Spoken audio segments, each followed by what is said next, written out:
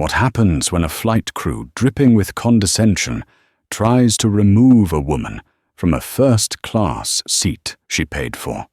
What happens when they refuse to believe a black woman could possibly belong there? You might expect an apology, maybe a voucher. But what you wouldn't expect is for that woman to be the powerful CEO who chartered the entire plane. This isn't just a story about racial profiling at 30,000 feet. It's a story of power prejudice and the bone-chilling moment when a quiet, dignified woman decides she's had enough delivering a swift, decisive blow that costs a flight crew their careers. But the story doesn't end there. Because karma, as you're about to find out, is a turbulent force with a wicked sense of irony. Dr. Evelyn Reed moved with the practiced economy of someone whose time was measured in millions of dollars per minute. At 42, she was the founder and CEO of AuraSync, a Silicon Valley juggernaut, specializing in next-generation biometric security. Her face had graced the cover of Forbes, her mind had architected security protocols for the Department of Defense, and her name was a verb in the tech world: to read secure a system meant to make it unbreachable. Yet on this overcast Tuesday at San Francisco International Airport, she was just a tired traveler. She had just closed a brutal 3-day negotiation in Seattle, securing a contract that would push AuraSync's valuation into the stratosphere. Her destination was a private airfield near Aspen, Colorado, for a clandestine meeting with aerospace investors. This wasn't a commercial flight. It was a private charter of a Gulfstream G650 operated by a premium aviation contractor named Global Ascend Airlines. It was the pinnacle of luxury air travel, an experience Evelyn's hard work had more than earned her. She boarded the jet, the scent of fresh leather and subtle jasmine filling the cabin. The interior was a symphony of beige and brushed chrome. She was the only passenger. Her team would follow on a separate flight later. This was her time to decompress, to transition from Evelyn Reed, the titan of industry, to just Evelyn. She settled into seat 2A, a plush throne of a chair by the window. She slid off her Louboutins, letting her feet sink into the thick wool carpet, and pulled out her tablet. The schematics for a new retinal scanning algorithm filled the screen. She was lost in a world of code and possibility when a shadow fell over her. "Ma'am, can I help you?" The voice was crisp professional, but with an undercurrent of something sharp and metallic. Evelyn looked up. A flight attendant with immaculate blonde hair pulled into a severe bun and a name tag that read Karen Miller stood over her. She was the lead purser, her posture ramrod straight, her smile a thin, unconvincing line. "I'm quite all right, thank you," Evelyn said, her voice warm but weary. "Just getting some work done before takeoff." Karen Miller's eyes flickered from Evelyn's face to the expensive tablet, then back. "I'm sorry, but this section is reserved." Evelyn blinked. "Reserved?" "The entire aircraft is reserved. By me. For me." She gave a small, tired smile, expecting the woman to laugh at the misunderstanding. Karen did not laugh. Her smile tightened. "Ma'am, I understand there may be some confusion. Perhaps your seat is further back. I can check your boarding pass." The condescension was so thick, Evelyn could taste it. It was a familiar flavor, one she'd been forced to swallow countless times on her climb up the corporate ladder. The assumption that she, a black woman, was out of place in a space of power and privilege. "There is no further back," Evelyn stated, her voice losing its warmth and gaining a cool, precise edge. "This is a private charter. I am the client. Seat 2A is my seat." Karen's expression curdled into one of polite disbelief. "I have the passenger manifest right here," she said, tapping a tablet of her own. "And there seems to be a discrepancy. We have a Dr. E. Reed listed for this cabin. We need to keep this area clear until we can verify." The insinuation was clear. Evelyn couldn't possibly be the Dr. E. Reed on the manifest. The woman was looking at a world-renowned tech CEO and seeing only a trespasser. A profound weariness washed over Evelyn, deeper than the exhaustion from her 3-day negotiation. It was the soul-deep fatigue of fighting the same silent battle again and again. "I am Dr. Evelyn Reed," she said, her voice dropping to a near whisper, yet each word was laced with steel. "Check your manifest again, then bring me a glass of water with lemon. No ice." She turned back to her tablet, a clear dismissal. But Karen Miller was not dismissed.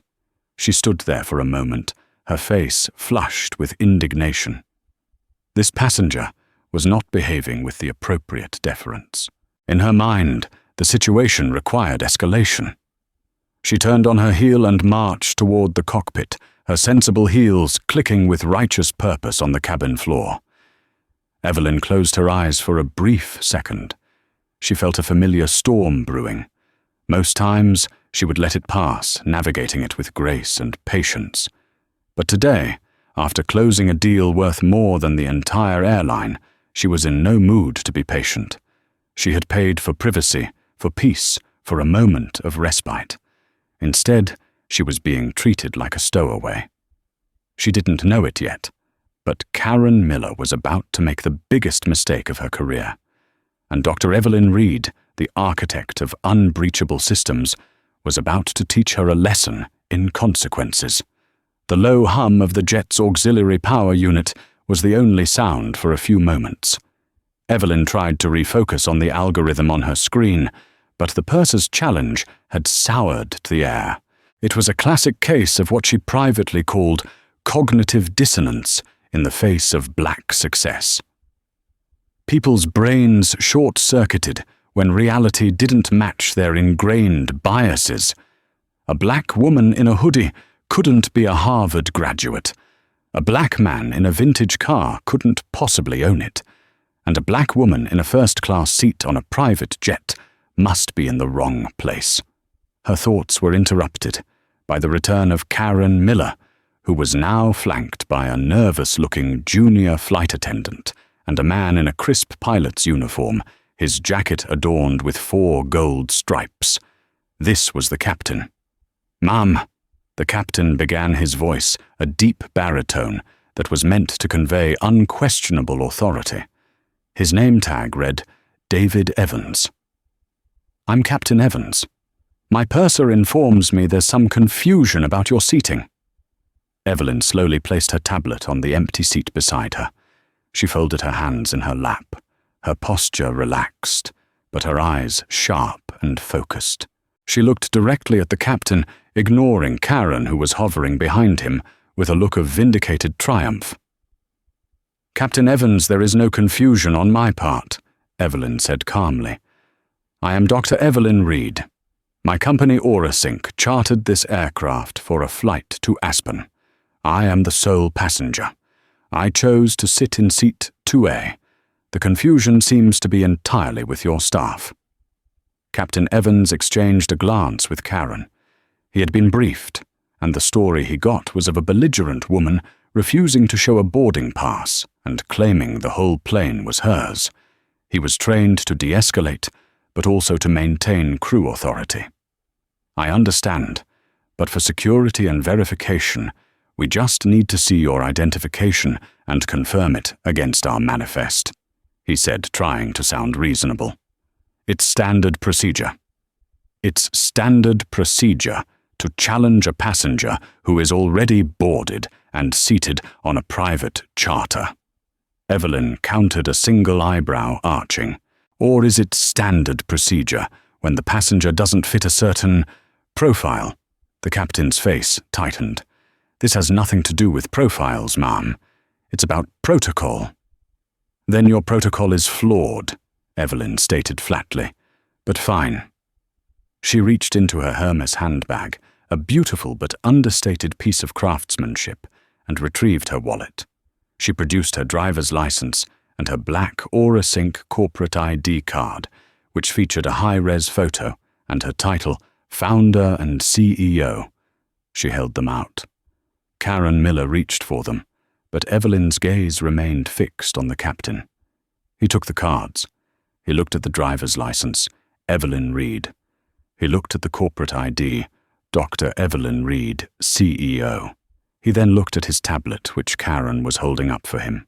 The manifest clearly stated, Client AuraSync Inc.'s primary passenger, Dr. E. Reed. The pieces were all there. The puzzle was solved. A simple apology was all that was required, but Karen Miller wasn't ready to concede. The photo on the license is a little dark, Captain, she whispered, just loud enough for Evelyn to hear. It could be a fake, a high-quality one. Evelyn felt a surge of cold fury so intense it was almost serene. The audacity was breathtaking. They were in a private terminal, having passed multiple layers of security. The idea of a forged ID to get onto a specific chartered flight was not just improbable, it was insane. This was no longer about a misunderstanding. This was a deliberate refusal to accept reality. Captain Evans, to his discredit, hesitated. He was caught between a passenger who was on paper his client and a senior crew member he had flown with for years. He chose the path of least resistance, which meant siding with his crew. "Ma'am," he said, handing the IDs back. "I appreciate your cooperation. However, given the discrepancy my purser noted and your refusal to initially cooperate—" "My refusal?" Evelyn's voice was dangerously quiet. "I told her who I was. Your purser refused to believe me. Let's be precise with our language, Captain." "Regardless," he said, his tone hardening, "I'm going to have to ask you to deplane with me for a moment, so we can sort this out with the ground crew. We can't take off until this is clarified." The request was a slap in the face. To be asked to deplane was a euphemism. It was an order, an ejection. They were going to frog march her off her own plane. The absurdity of it all was almost comical, but Evelyn wasn't laughing. She looked past the captain, past the smug purser, and out the small oval window. She saw the ground crew milling about on the tarmac. She saw the fuel truck pulling away. The world outside was proceeding as normal, while inside this hermetically sealed tube of luxury, a bizarre power play was unfolding. "Let me be perfectly clear, Captain," Evelyn said, her voice dropping another octave. "I am not leaving this seat. What you are doing now is not de-escalation. It is harassment. You are detaining me against my will on an aircraft my company has paid a significant amount of money for. Your purser has racially profiled me, and you are enabling it. This entire conversation is being recorded." She subtly tapped her phone, which had been resting on her lap, its screen dark. It wasn't actually recording, but the bluff was a calculated risk. The captain's face paled slightly at the mention of recording and racial profiling, the magic words of the 21st century airline industry. But he had backed himself into a corner. To back down now would be to admit his crew was wrong to lose face. "I'm not going to argue, ma'am," he said, his jaw set. "You can either walk off the plane with me, or I will have you removed." Karen Miller's lips curled into a faint, triumphant smirk. She had won. She had identified a problem, followed her instincts, and her captain had backed her up. The order of her universe was being restored. Evelyn Reed simply nodded a slow, deliberate motion. "I see," she said softly.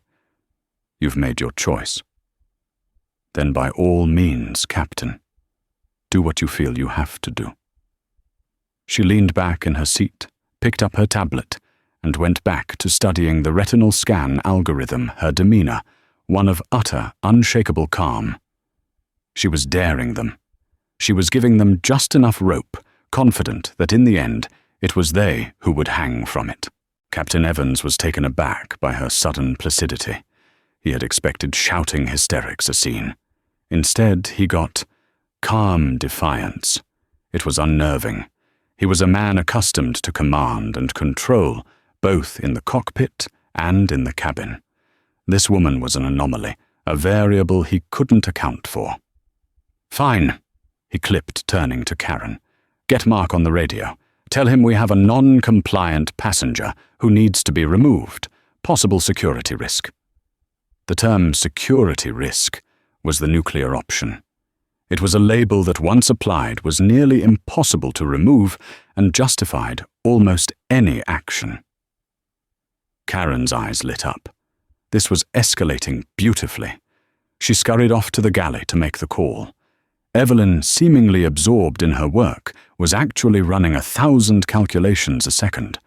Her mind, trained to find the most efficient path through complex problems, was analyzing the situation with chilling clarity. Variable 1. The crew. Hostile, biased, and now entrenched in their position. Reasoning with them was futile. Variable 2. The captain. A weak leader easily swayed by his subordinates and afraid to admit a mistake, a liability. Variable 3. The situation. Unacceptable and damaging, not just to her personally, but potentially to her brand if it became public. A CEO accused of being a security risk was not a good look. Conclusion: the existing system, the flight crew, had failed. It needed to be bypassed and dealt with from a higher command level. She needed to contact Global Ascend Corporate, but not just any customer service line. She needed the top. She discreetly swiped on her phone, navigating to her contacts. Her executive assistant, a hyper-efficient woman named Jessica, had programmed in the direct private numbers of every key vendor AuraSync worked with. She scrolled to G for Global Ascend. There it was, Robert Chen, Executive Vice President of Operations, his private cell. Just as she was about to press dial, the jet's main door hissed open.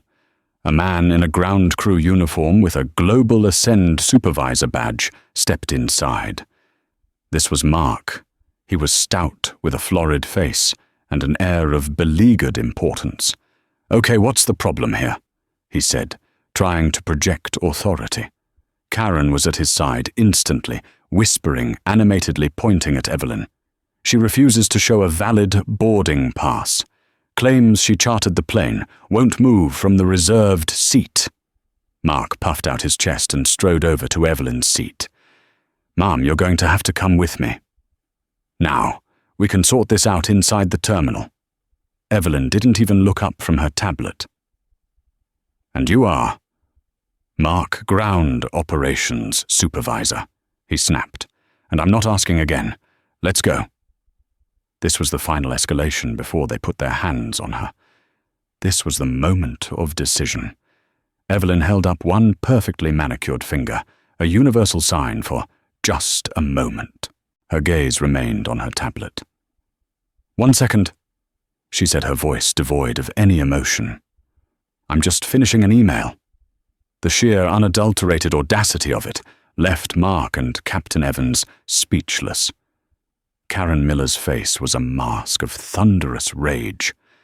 Under the guise of typing an email, Evelyn's fingers flew across a text message to Robert Chen. "Robert, Evelyn Reed AuraSync, on your charter GSA 650 at SFO.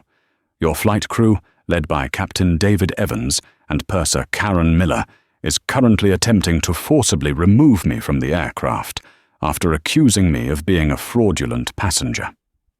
They have refused to accept my identification. Your ground supervisor, Mark, is also involved. You have 60 seconds to rectify this situation personally before I cancel my 7-figure annual contract with Global Ascend, and my legal team initiates proceedings for breach of contract, unlawful detainment, and racial discrimination." The clock is ticking. She hit send, then she turned off her tablet, set it down, and finally looked up at the three faces glowering down at her. "All right," she said with a sigh, as if they were a minor inconvenience. "You were saying." Before Mark could speak, a phone buzzed. It wasn't Evelyn's, it was the captain's. He pulled it from his jacket pocket, his brow furrowing in annoyance at the interruption. He glanced at the caller ID. His eyes widened. The color drained from his face. It was Robert Chen. The EVP of operations didn't make casual calls to captains on the tarmac. "Excuse me," he stammered, turning away from Evelyn to take the call. "Evans here." He listened, his body growing more rigid with every passing second. His confident posture melted away, replaced by a defeated slump. His face went from pale to ashen. "Yes, Mr. Chen," he said, his voice now a squeak. "Yes, I understand." "No, sir. I was not aware of that detail. Yes, immediately. My profound apologies, sir." He hung up the phone, his hand trembling slightly. He turned around slowly, his eyes filled with a dawning horror, the kind of look a man has when he realizes he has just walked off a cliff. He looked at Evelyn, but not at her as a passenger or a security risk. He looked at her as if seeing her for the first time, a figure of immense, terrifying power that he had just profoundly insulted. "Dr. Reed," he began, his voice cracking. There has been a catastrophic misunderstanding." Karen Miller and Mark looked at him, their smug expressions dissolving into confusion. "What is it, Captain?" Karen asked. The captain ignored her. His focus was entirely on the woman in seat 2A. "Dr. Reed, I want to offer my deepest, most sincere apologies on behalf of myself and the entire crew." Evelyn just stared at him, her expression unreadable. She didn't grant him the relief of an acknowledgement. She just waited. "What's going on?" Mark demanded, his voice laced with uncertainty. Captain Evans finally turned to his crew, his face a mixture of fear and fury. "She didn't just charter the plane," he whispered, his voice hoarse with disbelief. "Orasync doesn't just charter our planes. They're a finalist for the new TSA contract. They're designing the security protocols for our entire fleet. Robert Chen himself says she is Global Ascend's single most important client. We weren't just disrespecting a passenger. We were threatening the future of the company." The silence in the cabin was absolute. Karen Miller's face, which had been flushed with righteous anger, was now the color of chalk. Mark looked like he was going to be physically ill. In that moment, they understood. They hadn't been dealing with a woman in the wrong seat. They had been standing on the tracks arguing with a freight train, and the impact was imminent. The aftermath of the phone call was a chilling tableau of shattered authority. Captain Evans stood frozen, a statue of regret. Mark, the ground supervisor, mumbled a hasty apology and practically fled the aircraft, eager to escape the radioactive fallout.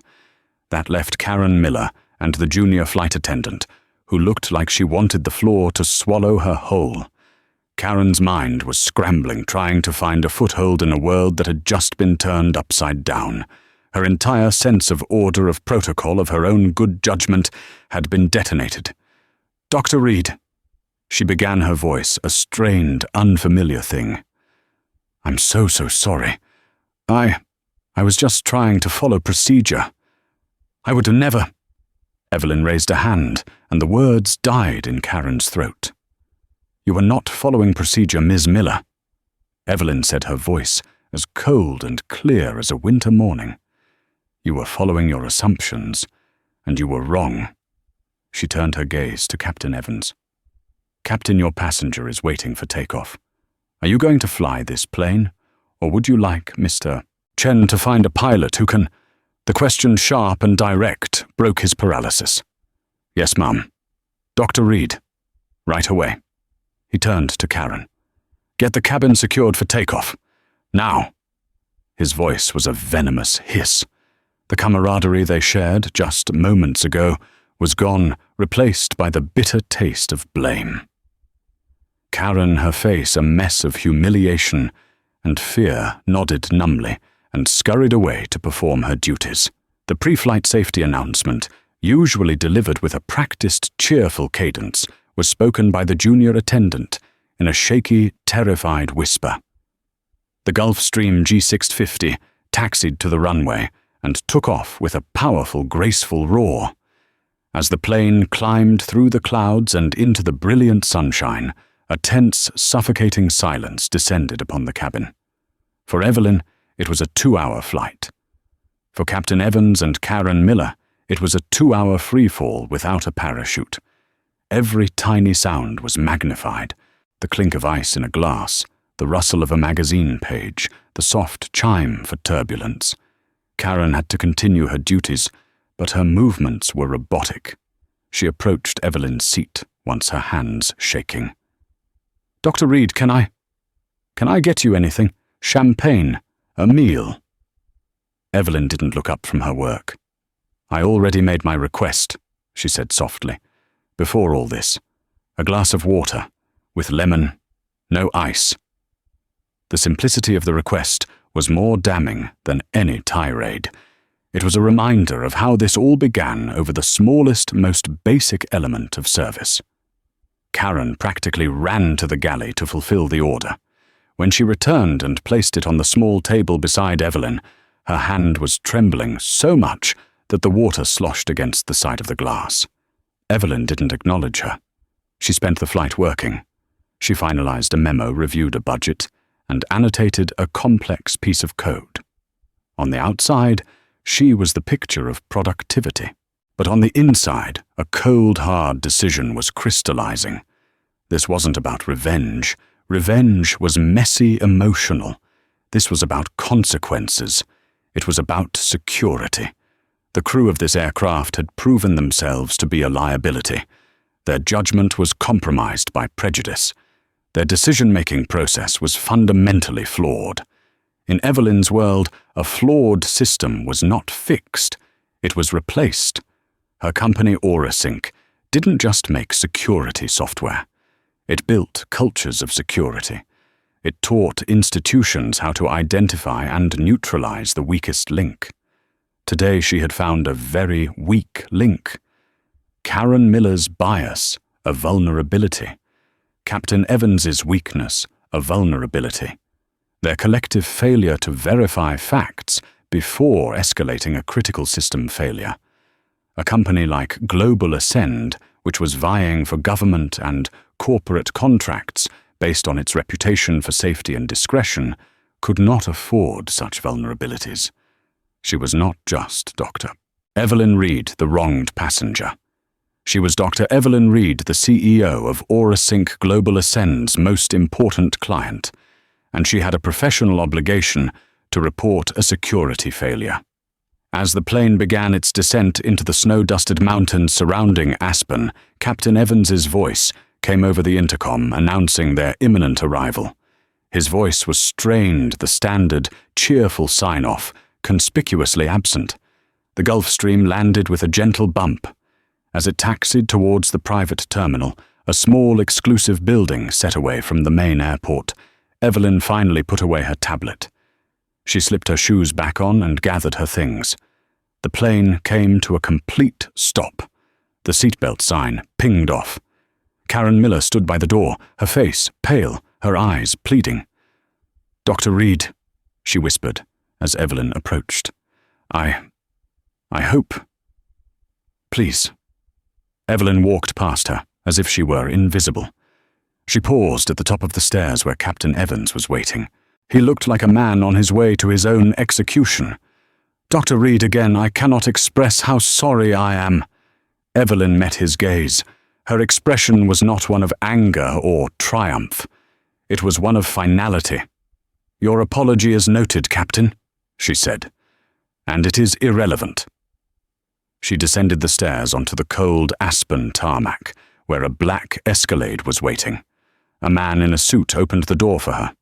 Before getting in, she turned to him.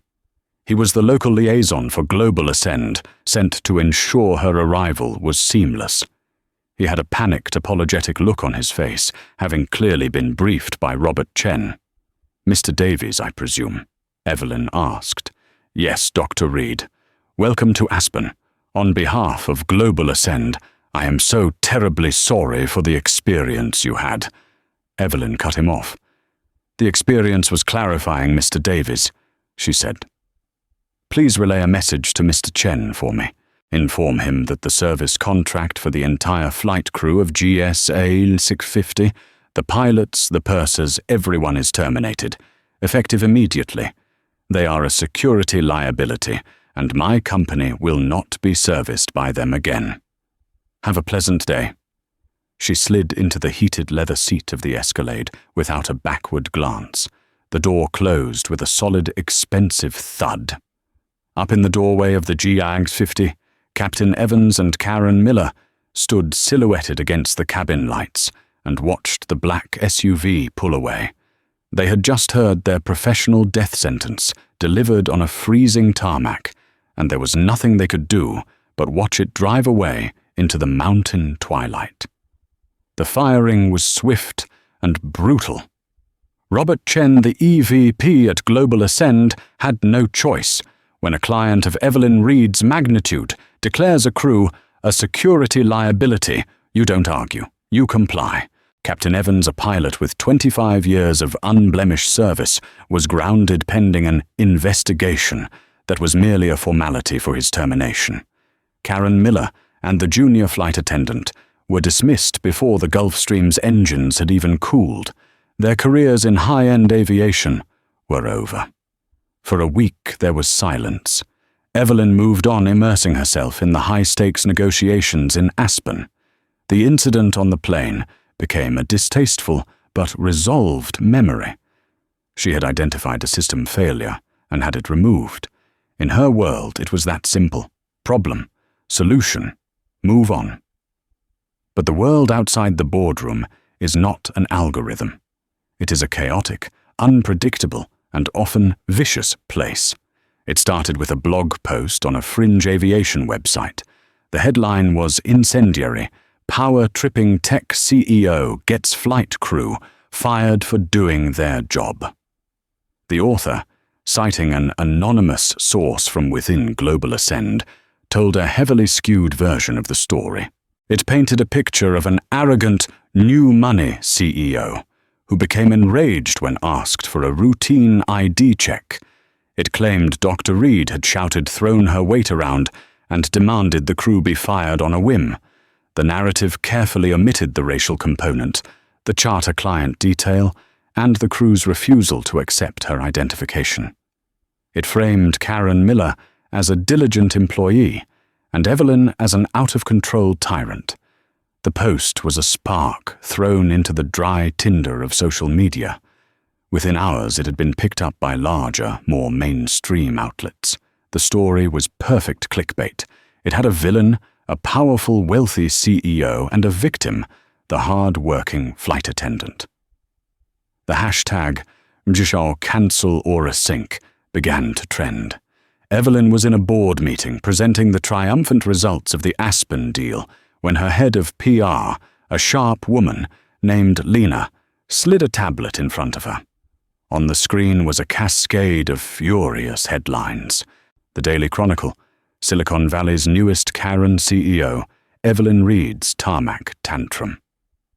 Aviation Insider, hero purser fired after clashing with tech billionaire. Fox News, woke CEO on a power trip, the disturbing new face of corporate arrogance. The articles were filled with quotes from a tearful friend of Karen Miller, who described her as a dedicated professional, devastated by this injustice. Then came the gut punch. Karen Miller had hired a high-profile, notoriously aggressive attorney, Gloria Allred's West Coast rival, a man named Jackson Pierce. They had filed a multi-million-dollar lawsuit against both Evelyn Reed personally and OraSync for wrongful termination, defamation, and emotional distress. They're painting her as the victim of an angry powerful black woman. Lena said, her voice grim. It's a classic racist trope, but they've wrapped it in the language of class warfare, the elite CEO versus the working woman. It's brilliant and evil. The karma that Evelyn had delivered so swiftly on the tarmac had boomeranged back, twisted into something monstrous. Her decisive action, which had felt so clean and necessary at the time, was now being portrayed as an abuse of power. The very thing she fought against, being stereotyped and misjudged, was now being used as a weapon against her. The fallout was immediate and catastrophic. Orasync was in the final stages of a sensitive 9-figure contract to overhaul the entire cybersecurity infrastructure for the federal government.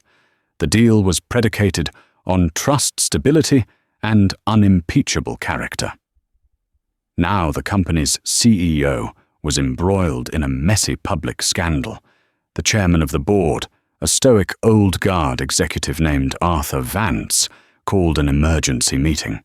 The boardroom, usually a place of consensus and forward momentum, was thick with anxiety. "Evelyn, this is a disaster," Arthur said, his face etched with worry. "The Congressional Oversight Committee is making noise. They're talking about a character clause in the contract. This lawsuit, this media storm, it's threatening the deal. It's a frivolous lawsuit based on lies." Evelyn countered, her voice calm, but her insides churning. "Perception is reality, Evelyn." Another board member, a venture capitalist named Sullivan, shot back. "And right now the perception is that our CEO is unstable. We're a security company. Our brand is stability." The debate raged for 2 hours. They discussed issuing a public statement, settling the lawsuit, even the unthinkable, asking Evelyn to temporarily step back from her public-facing role until the storm passed. The company she had built from nothing, the entity that was an extension of her own mind and will, was now questioning her leadership. The crew she had fired had, from the grave of their careers, reached out and managed to poison her own. Evelyn sat at the head of the table listening to the panicked arguments and felt a profound sense of isolation. She had won the battle on the plane, but she was now in danger of losing the war for her own company. The hard, swift karma she had delivered had been met with an equally hard but much more insidious blow. This was a fight that couldn't be won with a single phone call or a decisive command. This was a battle for the narrative, and right now she was losing. The twist was cruel in its perfection. In firing the crew for their prejudice and incompetence, she had given them the platform to brand her with the very stereotypes she despised, the aggressive, irrational black woman. And it was working. The pressure mounted relentlessly. The lawsuit filed by Jackson Pierce was a masterclass in public manipulation. He held a press conference on the courthouse steps with a teary-eyed Karen Miller by his side. "This isn't about money," Pierce declared, his voice resonating with theatrical sincerity.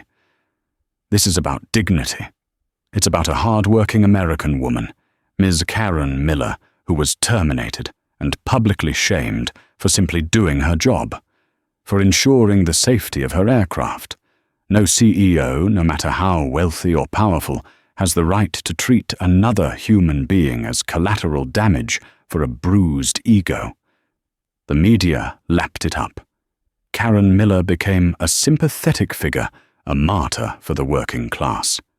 Secretly funded, grassroots social media campaigns, likely bankrolled by Orasync's competitors, fanned the flames. Memes depicting Evelyn as a scowling empress on a golden throne went viral. Orasync's stock took a 7% hit. The government contract was officially put under review. Inside Orasync, the atmosphere was toxic. The board was in a panic. Arthur Vance approached Evelyn privately. "Settle it, Evelyn," he urged, his voice heavy. "Just pay them. Make it go away. We can't lose the federal contract over this. It's the cost of doing business." "It's extortion, Arthur." Evelyn replied, her jaw tight. "And I will not pay a single dollar to someone who profiled me and then lied about it. It's not just about me. It's the principle.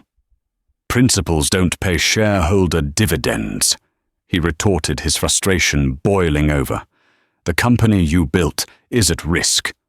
Evelyn felt trapped. Her own board, the people who were supposed to be her allies, were pressuring her to capitulate, to admit fault where there was none, to sacrifice her integrity for the sake of expediency. It was a bitter pill. She was the victim, yet she was the one being asked to pay the price. Her legal team was cautious. Dr. Reed said her lead counsel from the prestigious firm, Skadden Arps, without video or audio evidence of the initial confrontation, this becomes a he said, she said situation. And right now, she, Karen Miller, is winning the public relations war. They have successfully framed this as a case of workplace bullying, not discrimination. Evelyn was at her wit's end. She had built her empire on data, on facts, on verifiable proof. Now her entire world was being threatened by lies and innuendo. The lack of concrete evidence was maddening. She had bluffed about recording the incident, a move that had worked in the moment, but left her with no proof now. It was her word against theirs, and their story was more palatable to a public eager to see a powerful figure taken down a peg. She spent a sleepless night in her minimalist glass-walled home overlooking the San Francisco Bay, the city lights twinkling below like a sea of distant, indifferent stars. She replayed the incident over and over in her mind. The condescending tone, the captain's weakness, the ground supervisor's belligerence. The truth was on her side, but the truth was silent. The next morning, feeling defeated, she was about to call Arthur and tell him to begin settlement negotiations when an email landed in her inbox. The subject line was simple: Global Ascend Flight, GSA 650. The sender was a name she didn't recognize, Ben Carter. Her finger hovered over the delete button, assuming it was more hate mail. But something made her open it. The message was short and to the point. "Dr. Reed, my name is Ben Carter. I'm a software engineer at a startup called Cygnus AI. I was also a passenger on that Global Ascend flight from SFO to Aspen. I know the public story is that you were the only passenger. That's not true. I was there. I was in seat 8B. Your company chartered the main cabin for your team, but my company had a sublease for 2 seats on that flight for an urgent meeting. I was the only one who made the flight. I was sitting far enough back that they probably forgot I existed. I am a huge admirer of your work. AuraSync's core principles on data integrity are what inspired me to get into this field. When I saw what that flight crew was doing to you, how they were treating you, I was disgusted. It was unprofessional and clearly discriminatory. I saw you reach for your phone, but I wasn't sure if you were actually recording. So I started. I filmed the entire interaction with the captain and the ground supervisor. From the moment the captain arrived until the moment he got that phone call. I haven't come forward because I'm not a public person, and frankly, this whole media circus is terrifying. But watching the lies they are telling about you on the news is something I cannot stomach. The truth is the truth. Data is data. Attached is the unedited, time-stamped video file. It's your data. Do with it what you will. Sincerely, Ben Carter.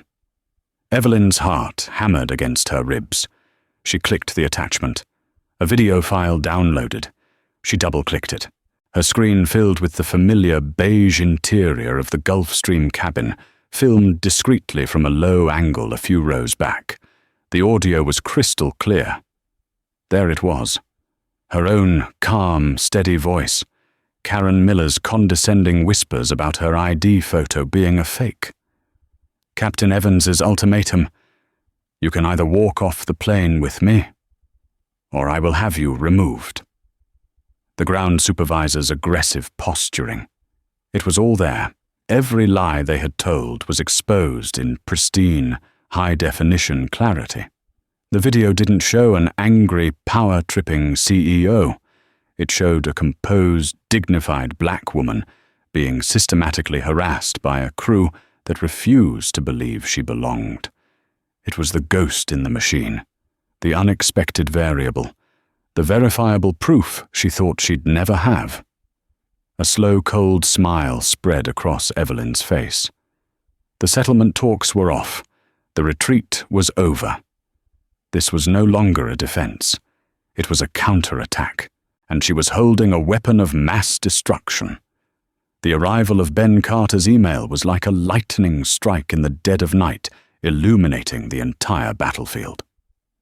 In the Aurosync war room, a sterile, glass-walled conference room that now felt like a command bunker, Evelyn and her core team watched the video for the first time. The silence was absolute, broken only by the crystal-clear audio from the recording. They watched in grim fascination as the scene unfolded. They saw Evelyn's preternatural calm. They saw Karen Miller's escalating condescension, her whispered comment to the captain about the dark photo on the ID. They saw Captain Evans, a man vested with absolute authority, buckle under the prejudice of his subordinate. They saw the moment he delivered his ultimatum, the threat of forcible removal hanging in the air. When the video ended, Lena, the head of PR, let out a long, slow whistle. "It's a nuke," she whispered, her eyes wide. "It's a tactical nuke. We leak this to TMZ and the New York Times, and by noon tomorrow, Jackson Pierce's career is a smoking crater." Evelyn's lead counsel, a methodical man named David Chen, shook his head. "A leak is uncontrolled. They could spin it, claim it's edited. Pierce would muddy the waters for weeks. We need to deploy this in a way that allows for no rebuttal. In a courtroom." Evelyn listened to them, her fingers steepled before her. She was staring at the frozen image of her own face on the screen, a mask of composure she didn't feel at the time. "No," she said, her voice cutting through the debate. "Not the press, and not the courtroom. That's playing on their field. We are going to create our own." She looked at her team, a cold fire in her eyes. "Jackson Pierce thinks he's a showman. He has booked the biggest stage he could find, a live prime-time interview. He wants to execute me in the court of public opinion. We're going to let him build the gallows. We're going to let him place the noose around his own neck. And then we are going to hand him the lever and let him pull it himself." The strategy was audacious and terrifying. It meant enduring another week of public flagellation. It meant allowing the lies to reach their absolute zenith, to be broadcast to millions before revealing the truth. The board, who were not told about the video, were apoplectic. Arthur Vance called her every few hours, his voice growing more frayed, begging her to settle before the interview. "You're crucifying the company, Evelyn, for what pride?" "For the truth, Arthur," she would reply calmly before ending the call. It was the loneliest, most intense week of her life, holding the key to her salvation, while the world tried to burn her at the stake. The night of the interview, the team gathered again in the war room.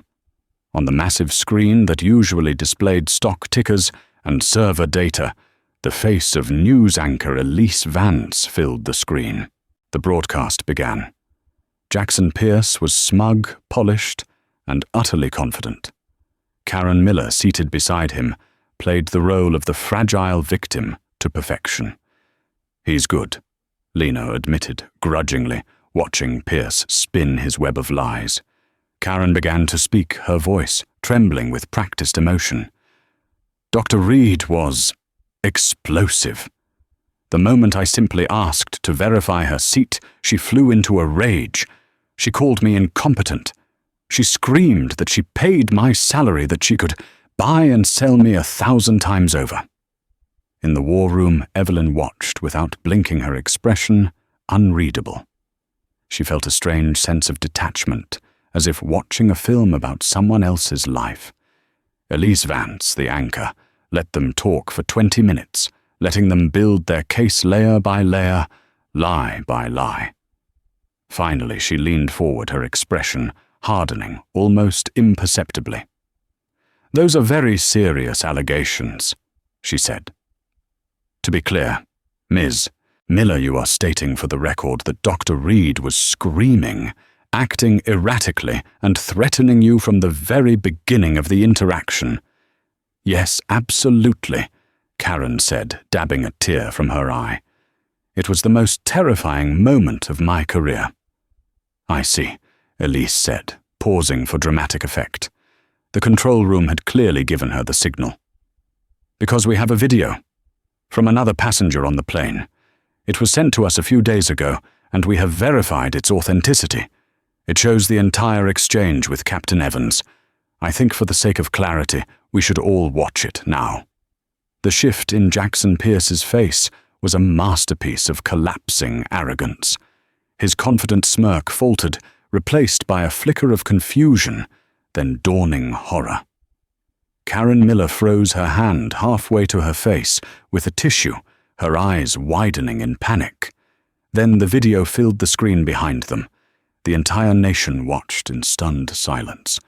They didn't see a raging CEO. They saw a woman of color being quietly, systematically, and professionally harassed. They heard her calm, measured tones. They heard Karen's whispers. They heard the captain's threats. The 20 minutes of lies they had just been fed dissolved in 2 minutes of unassailable truth. When the camera cut back to the studio, the atmosphere was glacial. Elise Vance had transformed from host to prosecutor. "Ms. Miller," she began, her voice sharp as a shard of glass. "The video evidence appears to directly contradict your testimony. In the footage, Dr. Reed never raises her voice. You, however, are heard questioning the validity of her state-issued ID." "Can you explain that?" Karen stammered, her face ashen. It was the lighting. It doesn't show everything." "Mr. Pierce," Elise continued, turning to the lawyer, who now looked like a trapped animal. "You have filed a multi-million-dollar lawsuit based on a narrative of verbal abuse and aggression.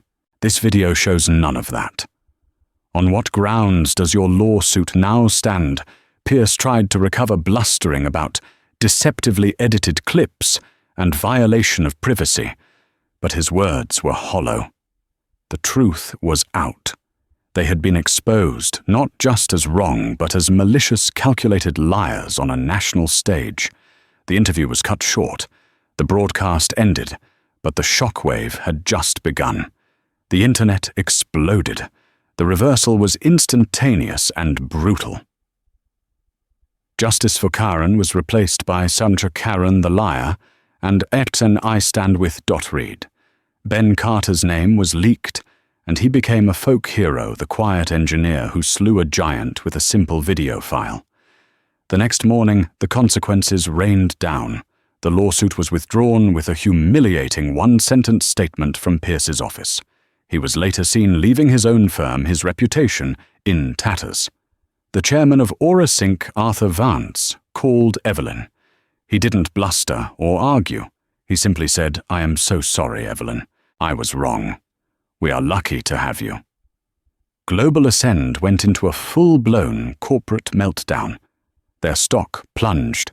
They issued a 3-page public apology, calling their former crew's actions an abhorrent failure that stood against everything the airline represented.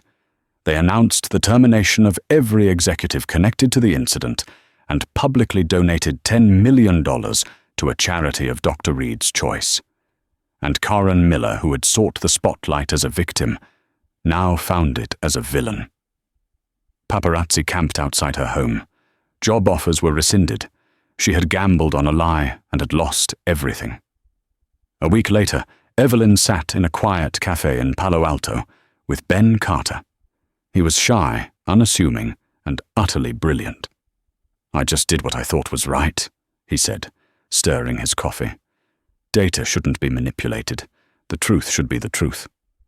"You did more than that, Ben," Evelyn told him, a genuine warmth in her voice. "You reminded a lot of people that one person armed with the truth is a majority." She slid a folder across the table. It was a proposal for a joint venture between AuraSync and his small startup, funded entirely by her company. As she drove back to her office, the city lights zipping past, Evelyn reflected on the ordeal. She hadn't just won a legal battle or a PR war. She had been tested to her very core and had refused to break. She had learned that true power wasn't the ability to fire someone with a phone call. That was just leverage. True power was the resilience to endure the fire, the strategic patience to choose your moment, and the unwavering conviction to make the truth so loud and so clear that it becomes the only sound the world can hear. In the end, this story isn't just about a confrontation on a plane. It's about a hidden battle that so many people fight every single day against prejudice and assumption. Dr.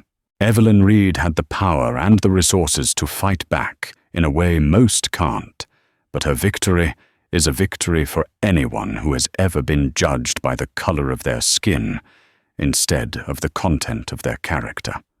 She proved that the ultimate power isn't just firing someone. It's controlling the narrative, owning the truth, and having the strength to see the fight through to its just conclusion. The crew wanted to remove her from a seat she belonged in, and in the end, the world saw them removed from the careers they proved they didn't deserve. If this story of justice and resilience resonated with you, please take a moment to hit that like button, share it with someone who needs to hear it, and subscribe to the channel. We uncover and share powerful real-life stories like this every week, and your support helps us bring them to light. Thank you for listening.